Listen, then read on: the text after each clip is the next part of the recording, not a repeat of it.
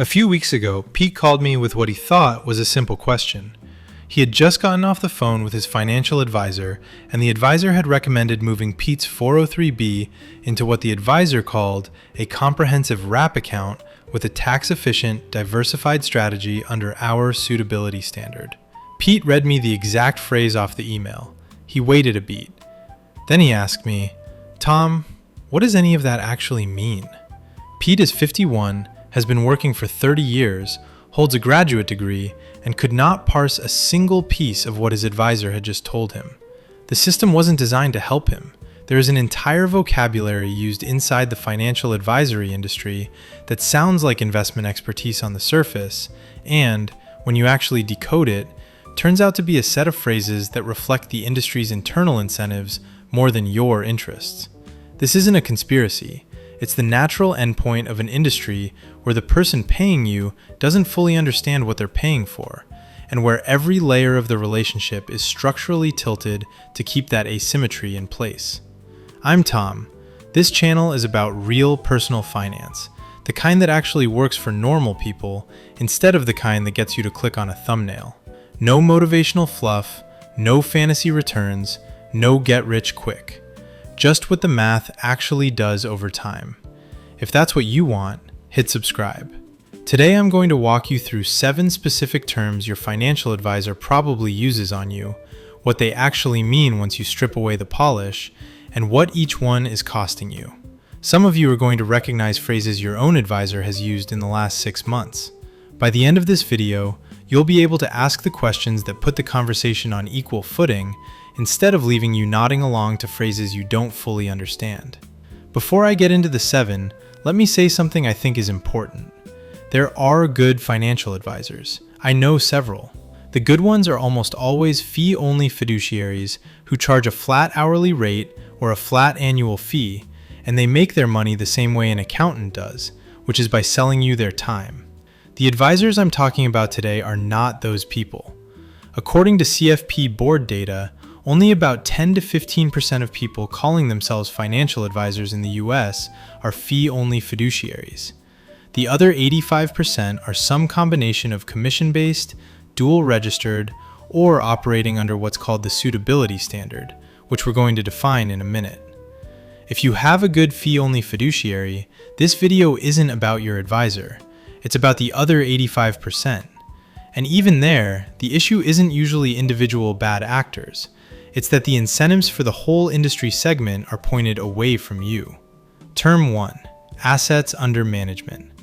The first phrase you'll hear, usually in the first 5 minutes of any meeting, is assets under management, or AUM. The advisor will say something like, "We charge 1% on assets under management," which sounds like a clean, transparent fee structure. 1% of your portfolio in exchange for managing it. Easy.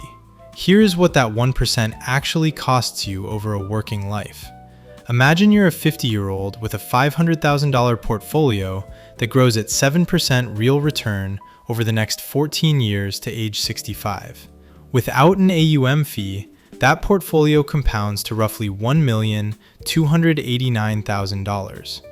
With a 1% AUM fee, the same portfolio compounds to about $1,130,000. The fee over those 14 years cost you $159,000. Almost a year and a half of retirement income gone, on top of any underlying fund expenses you're also paying.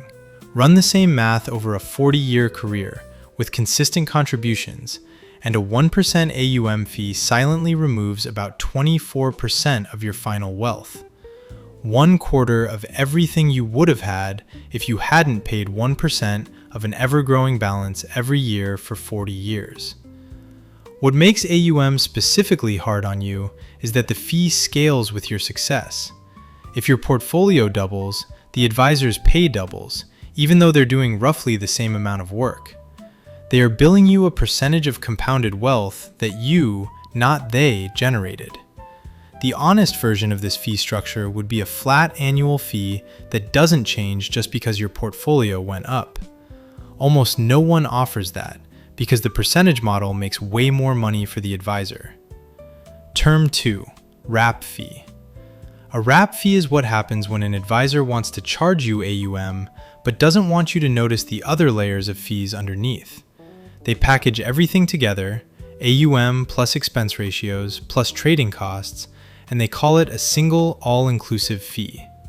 Sometimes that number is 1.5%, sometimes 2%, and sometimes higher. The trick with a wrap fee is that the advisor presents it as simpler, when in fact, it's hiding a more complex fee structure. If you ask for the breakdown, you'll typically find a 1% advisory fee, a 0.5 to 0.8% expense ratio on the underlying mutual funds, and another 0.2 to 0.5% in trading costs and platform fees. The advisor describes this as all-inclusive and simple. What it actually is the same fee stack you'd find at any high-fee firm, repackaged into one number that's harder to compare to a low-cost alternative. A direct comparison. A wrap fee account at 2% versus a basic 3-fund index portfolio at 0.05%. Same exposure to the US market, the international market, and bonds. Same diversification. The wrap account costs you 40 times more per year than the index version. Over a 14-year window like Pete's, that fee differential is the difference between $400,000 and $475,000 of compounded wealth. Term 3, suitability standard. This one is the most important term in this entire video, because it tells you exactly what protections you have and don't have with most advisors. The suitability standard is the legal minimum that a non-fiduciary financial advisor has to meet when recommending an investment to you. The standard says the recommendation must be suitable for someone in your situation. That's it. The recommendation does not have to be in your best interest, the lowest cost option, or the strategy that will outperform alternatives. It just has to be suitable, which is a legal term that means won't get the firm sued. A fiduciary advisor, by contrast, is legally required to put your interests ahead of theirs. If a fiduciary recommends an investment, they have to be able to defend that the investment was the best available option for you, not just an acceptable one. The difference between these two standards is the difference between a doctor who has to recommend the best treatment for your condition and a doctor who only has to recommend a treatment that won't kill you. The bar is dramatically different. I want to be precise about something, because this is an area where the legal landscape has changed and I don't want to oversimplify. In 2019, the SEC adopted Regulation Best Interest, which took effect in mid-2020 and raised the standard for broker-dealers above pure suitability. It requires brokers to act in your best interest when making recommendations and to disclose conflicts of interest. That's a real improvement over where things were before 2020. What it doesn't do is legally make every broker a fiduciary in the traditional sense, which is why the practical advice for you remains the same. Don't try to interpret which standard your advisor falls under from their marketing materials. Ask them, in writing, whether they are a fee-only fiduciary at all times. The answer to that one question tells you everything you need to know about which side of the table they're sitting on. Term 4, actively managed. Active management is the phrase advisors use to make you feel like you're paying for skill. The term refers to a fund manager making decisions about which stocks to buy and sell, supposedly using their professional judgment to outperform a passive index fund. The phrase is meant to sound smart and worth paying for.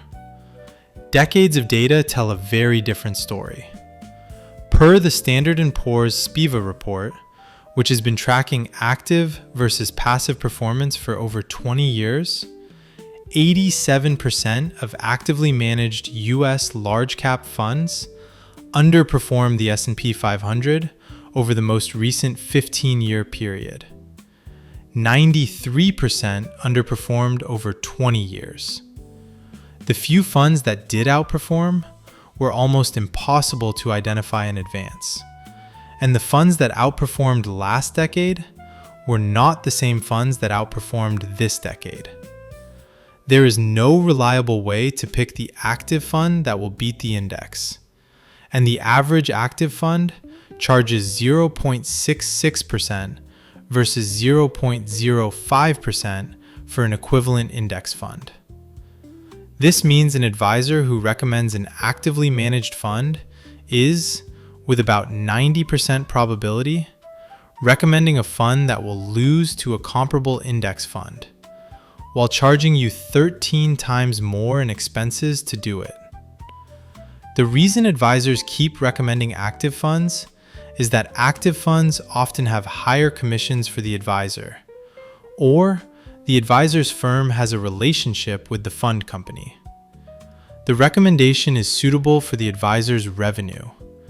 It is not, statistically, suitable for your retirement.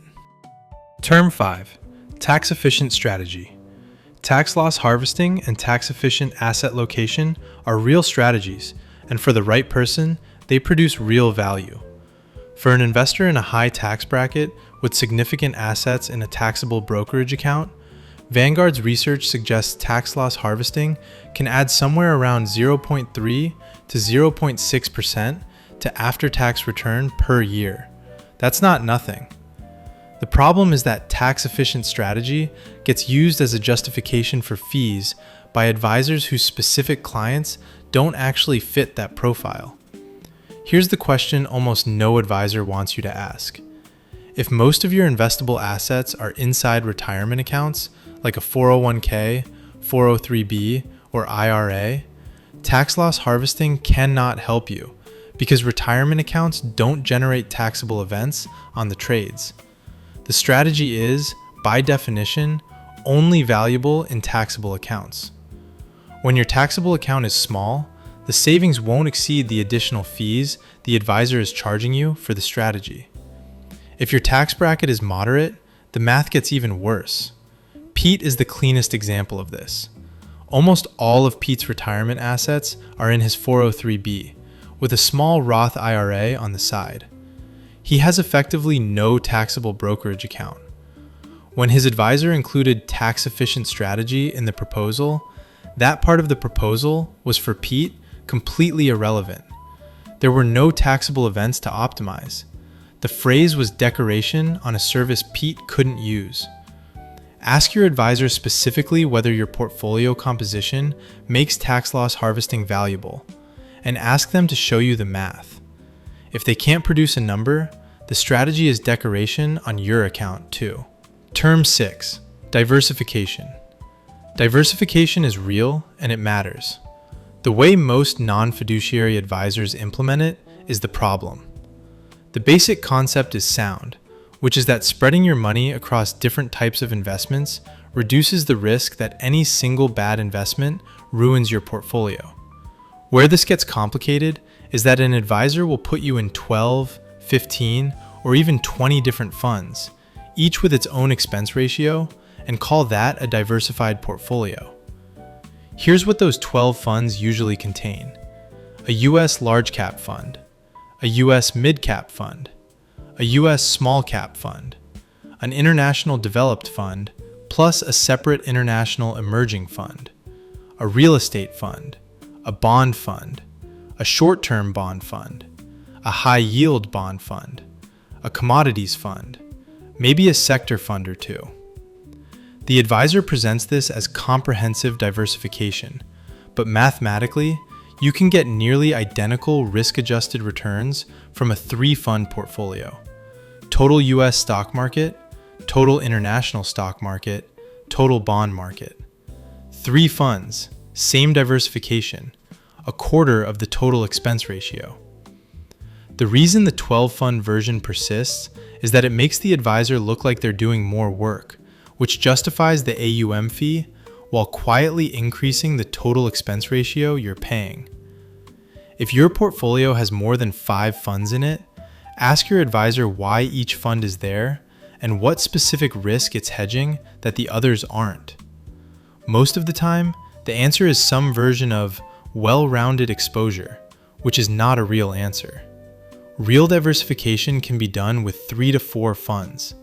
Anything beyond that is usually decoration that costs you money every year you hold it. Term 7. Stay the course. Hold for the long term. This last one is the most insidious because it sounds like exactly the right advice, and in many cases it is exactly the right advice. The problem is that stay the course gets used to discourage you from asking questions about fees, performance, or alternatives. When you call your advisor in a down market, worried about your portfolio, the advice to stay the course is correct. The same advice, given when you're questioning why you're paying 2% in fees while underperforming a basic index fund, is a deflection.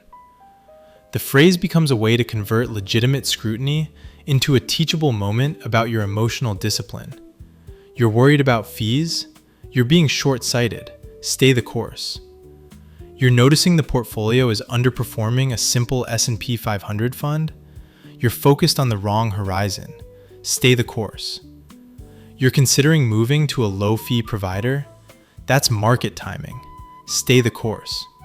The phrase shuts down conversations the advisor doesn't want to have, while sounding like wisdom.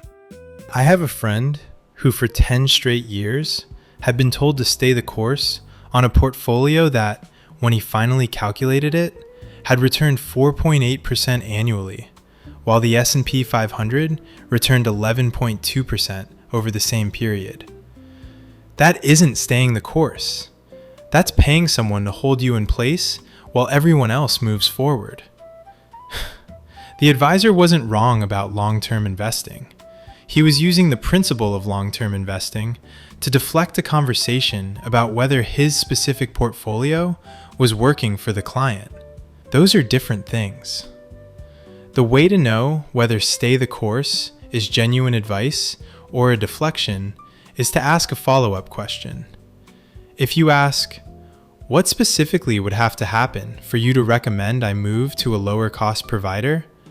and the advisor cannot give you a concrete answer, the answer is, "Nothing would ever make me recommend that because I'd lose your business." That is not advice. That is self-preservation in advice clothing. Let me bring this back to Pete because his story is the entire point of this video.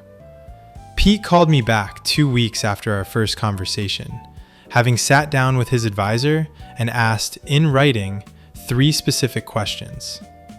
First, was the advisor a fee-only fiduciary at all times? Second, what was the total annual cost of the proposed wrap account, including all underlying fund expenses, expressed as a single percentage? Third, how did the proposed strategies after fee returns compare to a basic 3-fund index portfolio over the last 10 years? The advisor's answers were no, somewhere around 2.1% total when broken down, and the strategy had underperformed by an average of 1.3% annually.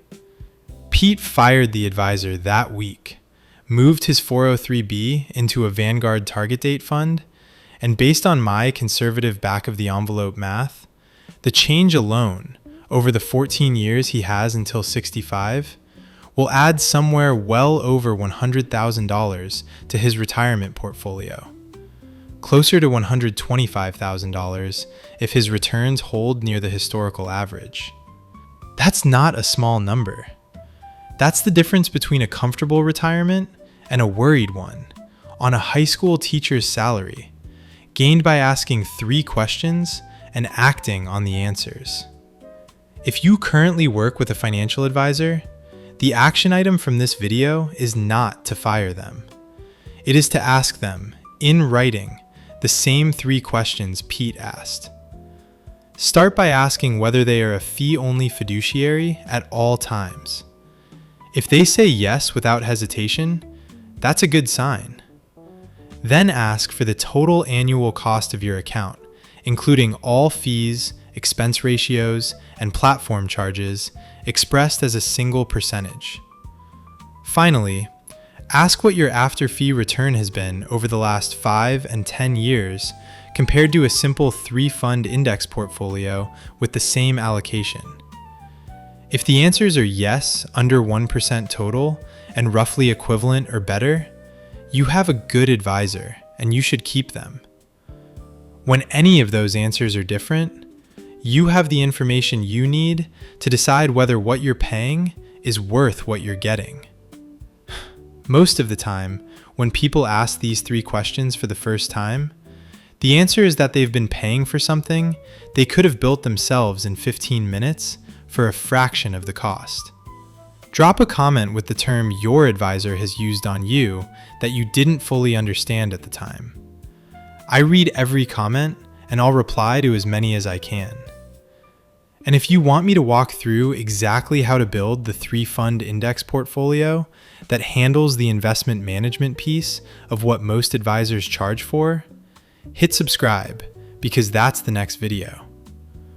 I'll see you in the next one.